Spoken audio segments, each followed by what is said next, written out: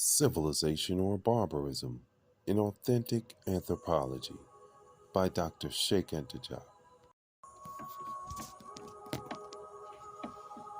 But Strove goes further. He adds, the papyrus of Moscow, which gives us, among many others, the proof that a famous discovery by Archimedes has to be credited to the Egyptians, confirms in the most striking manner the statements of the Greek writers on the mathematical knowledge of Egyptian scholars.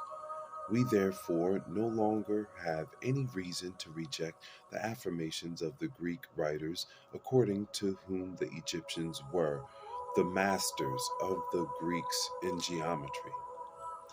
In order to better underscore the already very much advanced theoretical character of Egyptian science in general, Struve insists on the fact that in the medical papyrus Adwin Smith, the word brain is mentioned, and that this term was unknown in all of the other scientific languages of the East of that period, and that the Egyptian author of this papyrus already knew the body's dependency on the brain. Thus, it is again a great discovery attributed to Democritus that will have to be pushed back 1400 years before the birth of its presumed inventor. These new facts, by which the papyrus Adwin Smith and the papyrus of Moscow enrich our knowledge, force us into a radical review of our persistent value judgment held up to this moment about Egyptian knowledge. A problem like that of the research on the brain's functions, or that of the determination of the surface of the sphere, no longer belongs to the circle of questions by which empirical knowledge is edified within a primitive culture. These already are pure theoretical problems, which hereby prove that the Egyptian people, as well as the Greek people, strove to acquire a pure intellectual vision of the universe. This fact of the exactness of Egyptian geometry, which causes no other discovery to ever be questioned, was without doubt also the reason why, according to Greek tradition, geometry came to Hellas not from Babylonia, but from Egypt. From this fact, we have every right to suppose that in the Egyptian schools, houses of life, where they recopied the papyruses across the millennia, very vast mathematical knowledge was accumulated, but which, with great with great temples and the royal libraries, are for the most part lost forever. These are the facts. We will see next how the ideologue, like T. Eric Pete, is going to fruitlessly try to contest them. Surface of the sphere, S equals 4 pi, radius square. T. Eric Pete has made a superhuman and particularly whimsical effort to contest the idea that problem 10 of the papyrus of Moscow, studied by Strove, deals with the curved surface of a half sphere. He believed that he demonstrated it using philological considerations and arbitrary modifications of the text. He wanted to prove that this problem, in reality, deals with the surface of a semicircle or a half cylinder.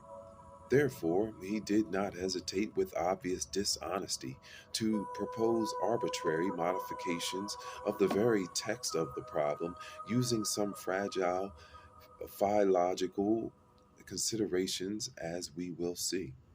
The text of the Papyrus of Moscow, and therefore of Problem 10, Surface of the Sphere, and 14, Volume of a Truncated Pyramid, is written in hieratic, a cursive form of writing 2000 BCE. Struve uh, transcribes it into hieroglyphic signs, figures 34, 35, and 36. A formal convention exists in Egyptian writing. Every sign, followed by a vertical bar, rigorously represents the shown object. No other interpretation is permitted. Thus, nebet equals calabash equals half sphere. No rule of the language permits a different translation. Struve insisted on this fundamental law of hieroglyphic writing in the following terms.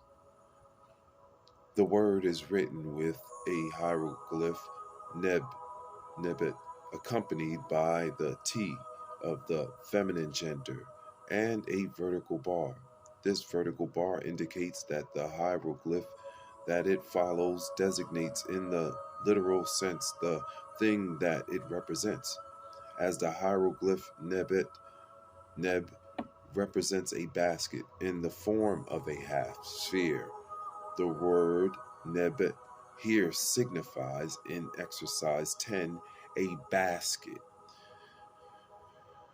Whereas any honest critique should start by eliminating this fundamental difficulty, Pete, throughout his criticism, resolutely closes his eyes to this observation that forbids him, at the risk of appearing to be an eccentric ideologue, from confusing a half sphere with a half cylinder. He writes, to this it may be replied that Struve has produced strong etymological evidence to show that the neb is in effect a hemisphere. Struve, who translates it as a hemisphere, finds confirmation of this in line 6, where he thinks that neb was stated to be half in there, and there equals egg, which he holds to be the technical term for a sphere. The dishonesty is obvious. Not being able to criticize Struve's first argument cited above, namely nebet followed by a bar, must be taken in its literal sense. Pete is completely silent on the subject for the uninformed reader who does not refer to Struve's analysis. He jumps on Struve's second argument, which Pete considers weaker and easier to criticize, and tries to make it look like the main argument. We'll pause right here. Continue back. Chapter 16 of Civilization of Barbarism. Hi, it's Heart Love. I'm Uriel.